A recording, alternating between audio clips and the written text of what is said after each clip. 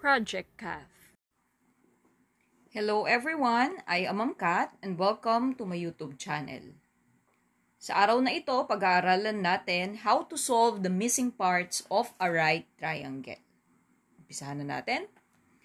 So, meron tayo ditong right triangle at tatlo yung pinapahanap sa atin. Angle B, side B, at side C.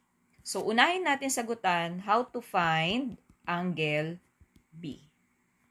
Pero recall muna natin, ang tatlong angles ng isang triangle, pag inad mo, 180 degrees dapat yung kalalabasan.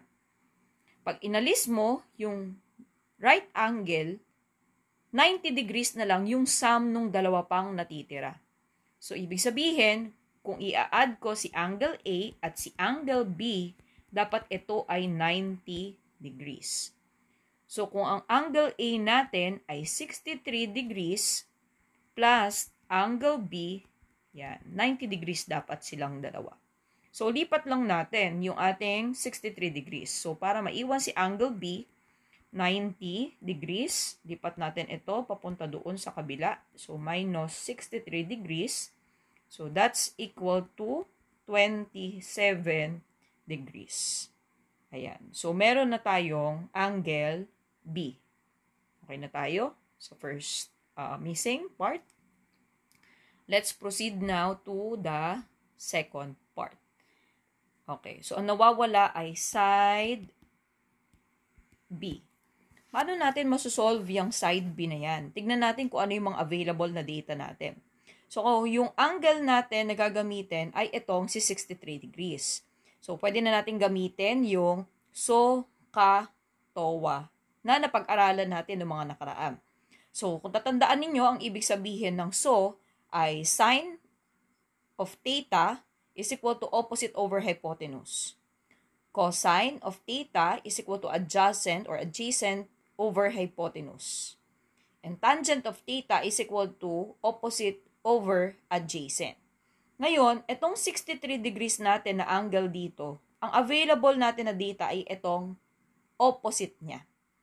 Okay?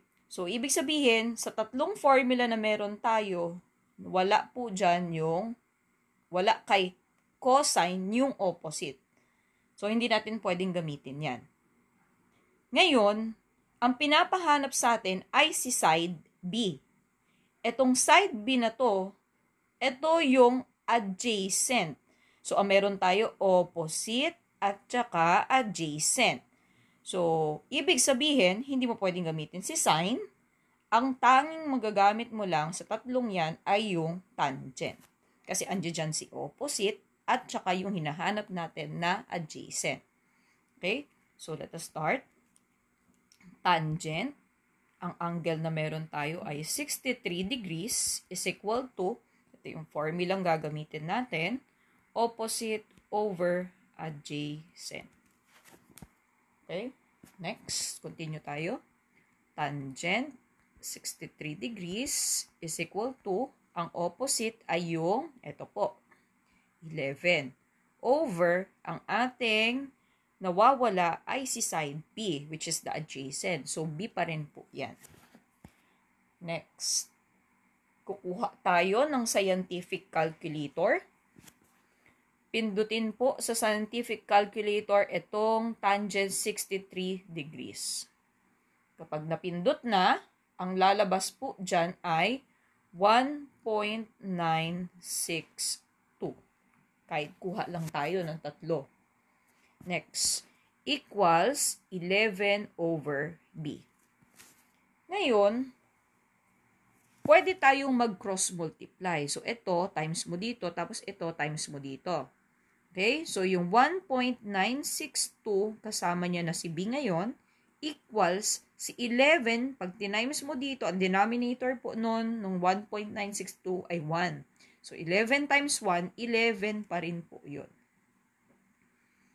Next, paano mawawala yung kasama ni B na 1.962? So, pwede nating i-divide both sides of the equation. Bakit natin kailangan i-divide ng 1.962 yung magkabila ang side ng equation? para makancel yung kasama ni B. Okay? Next. So, ang may iwan na lang dito, B is equal to, pag divide natin, yung 11 by 1.962, ang kalalabasan po niyan ay 5.606. Yan, kahit tatlo lang. Hindi naman sinabi sa atin kung ang units ay centimeter, inches, wala namang nabanggit na ganun, no? So, kahit ang idagdag na lang natin dito ay salitang units. So, meron na tayong side B. Okay po? Solve na natin yung pangalawang nawawalang side. Okay. So, linisin lang po ulit natin para madaling intindihin yung mga susunod na solution pa po natin. Ayan. Okay na tayo kay side B. Let us now try to solve side C. Ito po yung side C. Kung tititigan natin ang ating right triangle, ito ay yung side na opposite sa ating right angle. In short, ang side C po ay hypotenuse ng ating right triangle. Sa hypotenuse, yan. Ang formulang pwede mong gamitin ay itong may hypotenuse. Yan. In short, di mo pwedeng gamitin si tangent. Next, ang gagamitin ulit natin ay itong angle na to. Ito pong available data natin ay yung A na 11. Ito ay opposite naman ng ating theta o ng angle natin. So, ibig sabihin, opposite, at saka hypotenuse ang meron tayo. In short, di na naman natin pwedeng gamitin yung cosine. Okay po? So, next.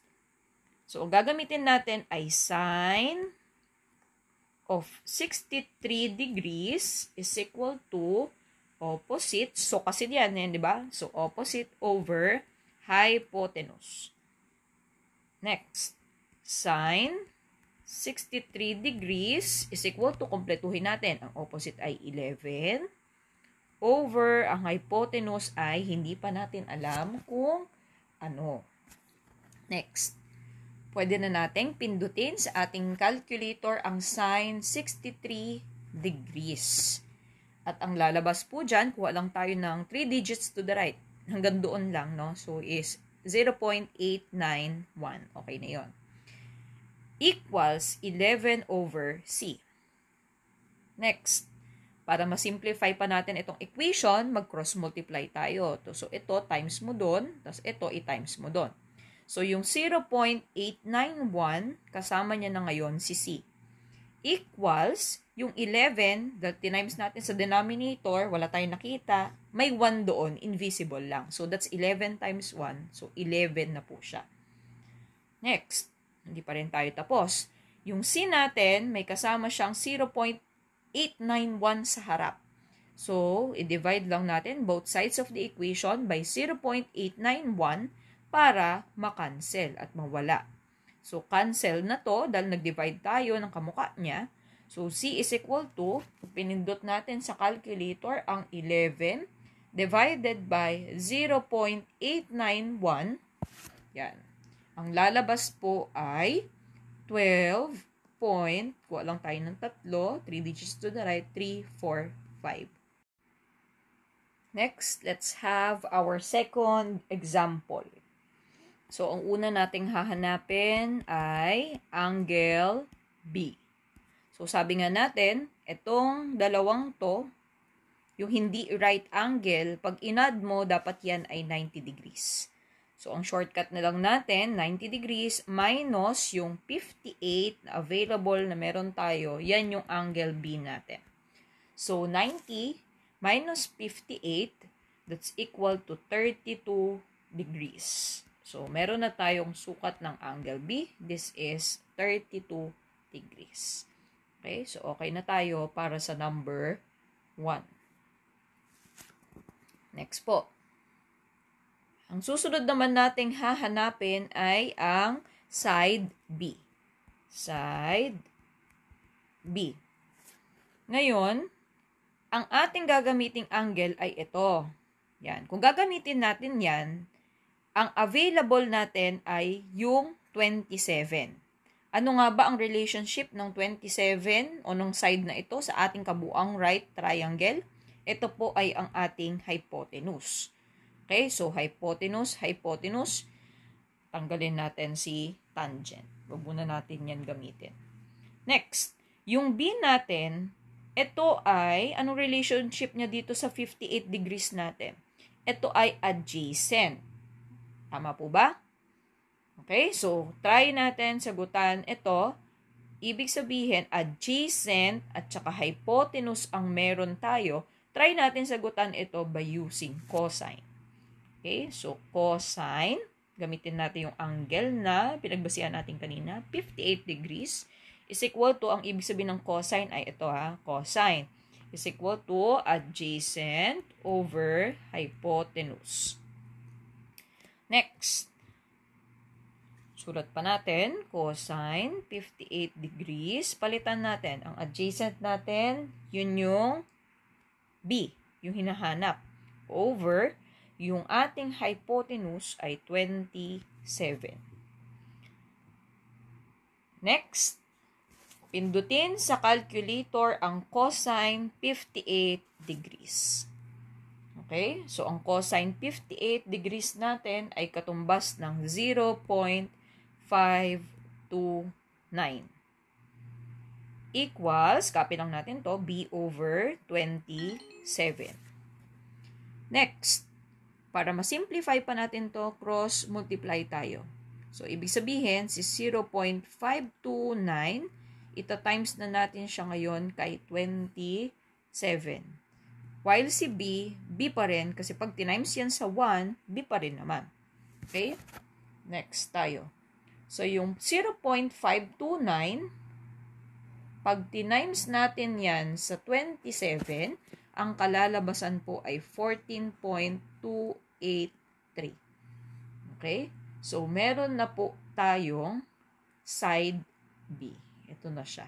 Pwede nyo dagdagan niya ng 14.283 units. Yan, para sa side B. Okay po. Next tayo.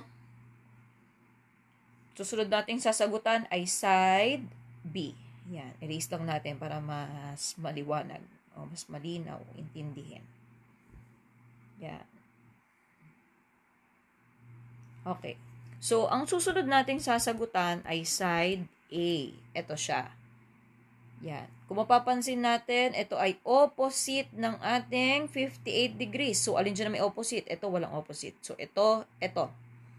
And then, ang available data natin ay itong si hypotenuse na 27. So, ito yung opposite, ito yung hypotenuse. Hindi natin gagamitin si tangent.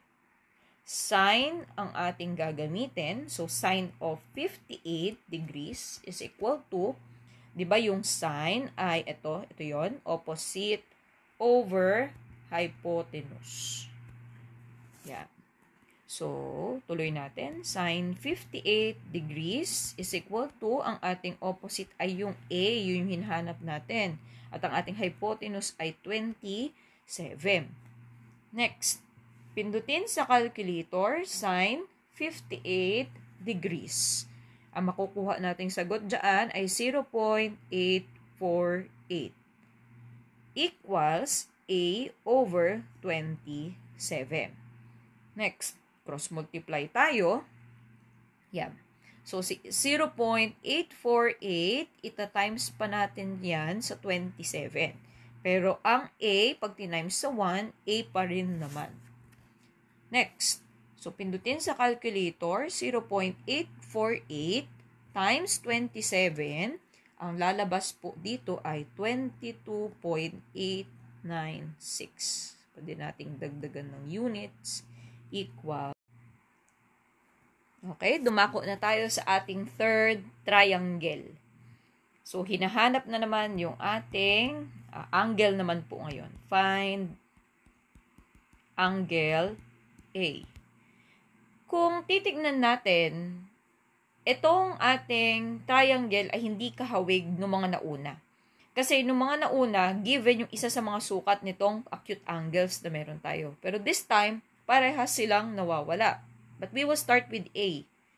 Okay? So, ang available na data natin ay itong 23. Itong 23, sabi nga natin, this is the hypotenuse. Yan, may hypotenuse tayo. So, sa tatlong formula, ang tanging may hypotenuse lang ay yung sine at saka cosine. Tanggal na agad sa pagpipilian si tangent. Ngayon, kung A ang hinahanap natin, ang B ay ang adjacent niya. Okay? So, ang B ay ang adjacent niya. So, ibig sabihin, ang pwede nating gamitin ay yung may hypotenuse at yung may adjacent. So, X na agad si sine, gamitin na natin ang cosine. So, next. Cosine, A, hindi natin kasi alam yung A, so A pa rin siya dito, is equal to adjacent over hypotenuse. Next, palitan natin. Cosine A of A is equal to, ang adjacent natin ay 17 over hypotenuse is 23. Next, alin pa dyan ang pwede nating isolve? Tignan natin ang ating, pwede nating i-divide yung 17 by 23. Ito, yan. Pwede nating kuhanan yan ng value. Continue tayo, cosine A is equal to 17 divided by 23. So, ang magiging sagot dyan, pag pinindot po sa calculator ay 0.739. Okay? Ngayon, paano mo mahanap yung value ng A using your calculator? So, ang gagawin po natin ay pindutin yung shift, yan, shift, cosine.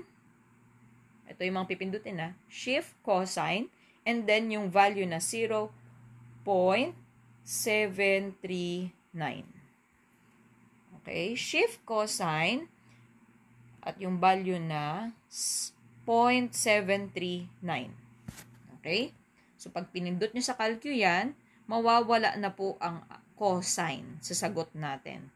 And then, lalabas na yung value ng ating angle. So, this is 42.353 degrees. Okay? So, ito na po yung ating angle A. Yan. Meron na tayong angle A. Ngayon, pwede na nating hanapin yung isa pang angle. So, kung ito ay 42.353, minus lang natin dito. No? So, alam natin na ang hinahanap nating susunod ay si angle B.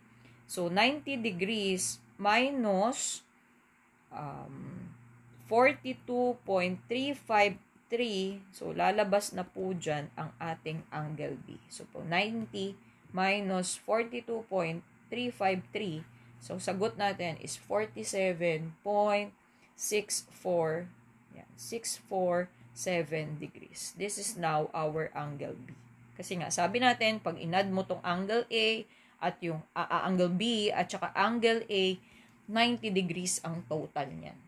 Okay? So, nahanap na natin yung dalawa pang angles ng ating triangle. Okay? Linisin lang natin para magkaroon tayo ng space para sa susunod nating solution. Yan. So, this time, solve naman natin yung side A. Side A. Yan. So, paano natin yung masosolve yung side A? Halimbawa, hindi natin nasosolve pa yung A kanina at yung angle B kanina. No? Kung mapapansin mo, we have two lengths ng ating sides. No?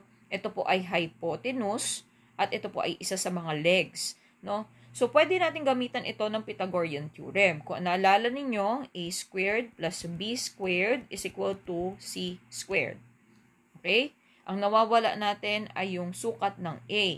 So, pwede nating ma-derive dyan sa formula na yan, yung a is equal to the square root of c squared minus b squared. Okay? Next tayo, a is equal to, palitan natin yung c. Ito na po yung c natin. So, that's 23, square lang natin. Minus, yung b natin na 17 ngayon. squared lang natin, base sa formula. Next, A is equal to, so sa calculator, hanapin yung 23 squared. That's 529 minus 17 squared. So, ito naman ay 289. Next, A is equal to, minus natin yung dalawa. So, 529 minus 289. So, ang sagot po dyan ay 240. So, sa calculator pa rin, get the square root of 240. Okay? At ang lalabas po dyan ay 15.491. So, this is now the measure of the third side of our angle. Project CAF.